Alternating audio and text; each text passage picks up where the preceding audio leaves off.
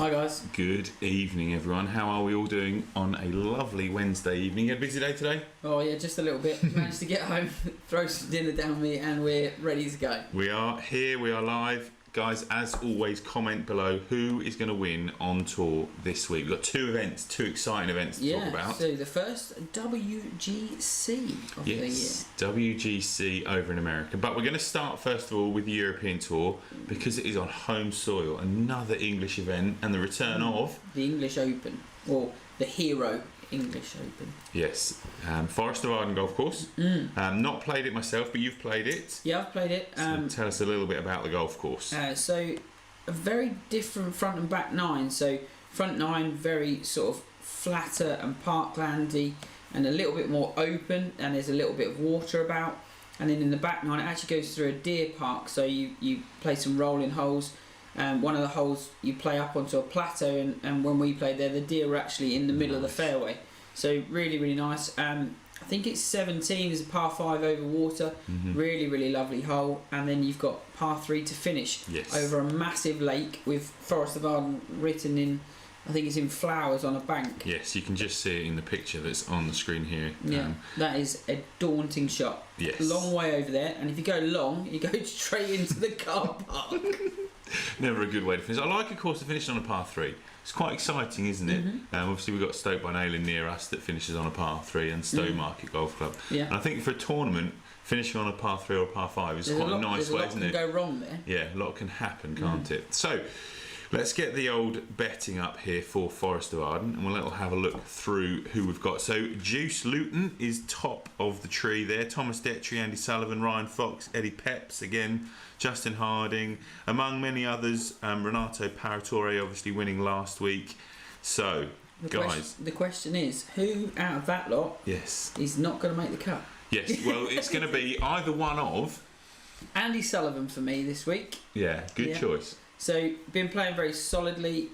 If any of you have checked out the Clutch Tour that has been going on in England throughout lockdown, he won the last event on that, and then he's come out, played solid last week. Looks like he's swinging and playing well, so let's see if he can go one better. I'm going for another fellow Englishman, Jordan Smith. Good player. I mean, he's often played well in the Emirates. Often does well that time of year, doesn't he?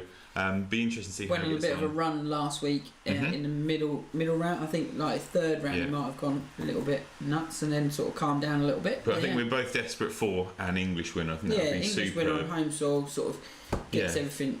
Yeah, just a return to this event, isn't it? Because it hasn't been played in so long, in 18 years since the English Open, and if we get an English winner and it gets some good coverage and we get some good that's what you hope out of these events, isn't it? And these 6 events that we've got on British soil, it's one of those that, like, I know the Wales Open's part of that, and that is part of the Rota anyway.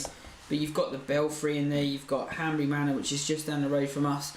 So hopefully, like, some of these events can come back, even if they drop to be a Challenge Tour event. Yeah, as long as they're still on, still played, and we can go and support them and watch them and cover them. And again, it's just the more events that are in the UK, the better it is for British golf. Definitely.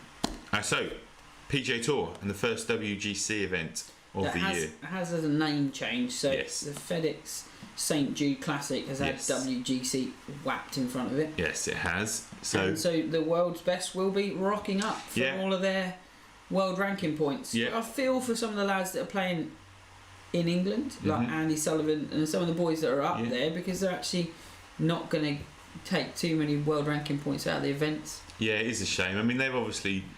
they make a choice, don't they, as to which places they want to go and base themselves. And I think they'll just be thinking at this current time, they're just happy to be playing tournament golf, aren't they? They've announced now, haven't they, that there's going to be no spectators all the way through to US Open on PGA Tour. I think it's quite right. I think it's right. I think it's just finish the season. The fact they're still playing tournament golf is great.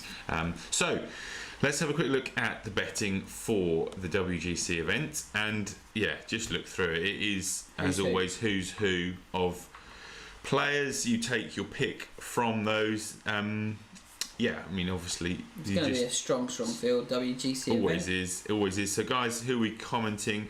Julian Roll is in here. He's saying Guido Migliozzi is going to be winning on Glad you. the PGA Tour. Glad you. I'm guessing. No, sorry, on the European Tour. Sorry, and Victor Hovland on PGA Tour. So thank you for that, Victor's guys. played very solid since coming back. Any more comments? His Make putting sure stroke get him down there. is silk. Like Is that Hovland? Yeah. Uses a long putter. So just I think it's like 40 odd inches with one of the long grips on, but his putting stroke looks so good. So lovely. Good. So who are you going to go for then? PGA Tour this week. John Rahm smashing it up. He's going to absolutely bomb it round there. Yes. Yeah. Newly crowned world number 1. Yeah, and think of that rise to world number 1 has been very, very short. Yes, short and rapid. He's yeah. I mean, when he played, A bit like his golf swing. When he played in the Ryder Cup that we went to watch, it was kind of like that was the first kind of real. Like he'd won the year before, I think, and when he held that monster putt from back of the green on PGA Tour. Yeah, he won at Torrey. He won that was the Farmers there. He won there, and then I think imagine what beating Tiger Woods on the final day that Ryder Cup's going to do for your confidence. Once you know that you can do that, I'm pretty sure you can at do that anything, point, you can't can you? do most things. Yeah, exactly. And it's just that whole heritage of Spanish golf was fantastic to following that through to world number 1. I'm going to go for friend of the channel, Daniel Berger, also sporting, as you guys can see, the same t-shirt as John Rahm. Both Adidas players. Daniel Berger played well round this golf course. Same scripting, same yes. He played well around this course before. Daniel Berger had quite a good few events. I think he might have won this event at least once or twice. Okay. So yeah, that's where my pick's going. Again, that's so much research. Well, it's got to be done, isn't it? You're blind. Well, if we went horse racing, it'd be the opposite. You'd be knowing everything, and I'd just be blind picking. But yeah, Daniel Berger for me. Guys, as always, comment below. Let us know who you guys are going to win this week on the 2 tours. And I think it might be about time to hear from the man himself. Yeah. Ryan. Oh, Mike went dead there. Let's try Ryan. Good evening, guys. So I'm not in the comments tonight because I am hosting our weekly Scuba Diver Club quiz. So I'm there at the moment. But let's start with the English, or the Hero Open as they've branded it this week. Firstly, tip of the hat to Miguel Angel Jimenez on his 707th start. Amazing accomplishment. Like, incredible golfer over so many years. I know very little about the European Tour and the players on there, so I've picked a name out of the hat. I've gone for Ryan Fox. Great first name. What more can I say? Let's hope he wins. Moving on to the Jude, the WGC.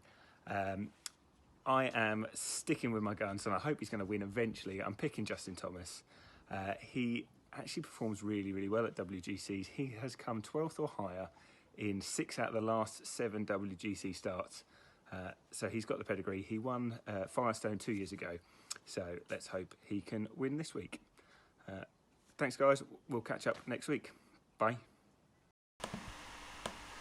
Right, there we go. So he's just going to keep picking him until he wins something. I mean, it is sensible. Justin Thomas is eventually going to win something. He's such a good player, isn't he? But yeah, he's relentless with that pick, Ryan. Well done. And Ryan Fox is a very big hitter. Yes. And if you haven't seen the 14 Club Challenge, the European Tour with him and Eddie Pepperell, very funny. I think it's at La Hinch. I think it is, isn't it? Yeah, and it's so good. So good. Go and watch that. All those 14 and the club scoring challenges is ridiculous for what shots are hitting and the distances. Yeah, those 14 clubs are excellent, aren't they? Yeah. And again, that's the modern way, isn't it? Get it long, get it out there, and then hope you chip and putt pretty well.